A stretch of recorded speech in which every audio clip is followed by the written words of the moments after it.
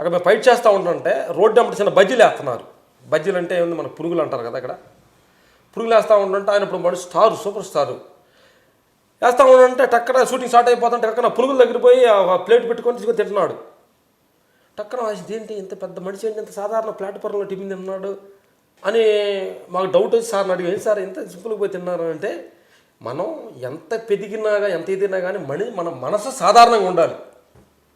ఇప్పుడు ఆయన చెప్పిన మాట అద్భుతమైన. అంటే నేను ఇక్కడ ఈ బడ్డీ కోట్లు తింటే నాకు సాటిస్ఫాక్షన్ అని నాకు కోరిక ఉంది. అందుకని నా హీరోయిజం, నా పేరు అది అడ్డం కాకూడదుగా నాకు.